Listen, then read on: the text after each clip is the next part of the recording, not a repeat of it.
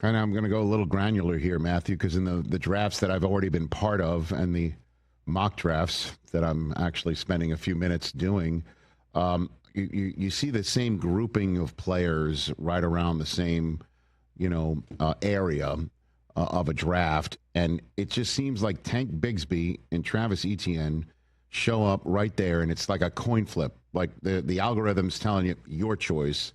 And I see that, and I think to myself, Liam Cohen's a guy that had Bucky Irving in his midst last year. So somebody is potentially going to be anointed in a significant fantasy way.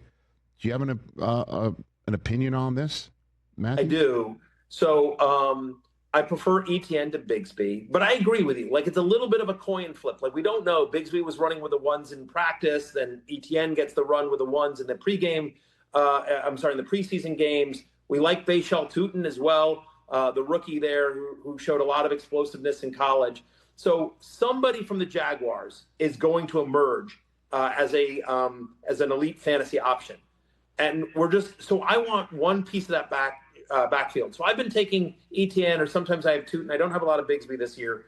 But I do think that somebody in that backfield is going to be fantasy productive. And I'm with you, Rich, on the overall premise here, is that this is going to be a very fantasy-friendly offense. I think the defense is going to be bad. Liam Cohen last year, you think about what he did with Baker Mayfield, how good that offense was in terms of fantasy points that they produced across the board. Brian Thomas Jr., we know, is a superstar. I think Travis Hunter has a monster year. I think he has a monster year. As deep sleepers, I like Brenton Strange, their tight end. I like Parker Washington in deep leagues and deep PPR leagues. And like I said, Trevor Lawrence. I think Trevor Lawrence is going to have a very good fantasy year. Again, that's a guy that gets you 20 to 30 rushing yards. You don't really believe it. He's going as like QB 18. And I think he's got top 12-ish potential this year because he's been throwing so much. Matthew Berry here on the Rich Eisen Show and FantasyLife.com, Fantasy Football Happy Hour on Peacock and YouTube, and so much more here on the Rich Eisen Show.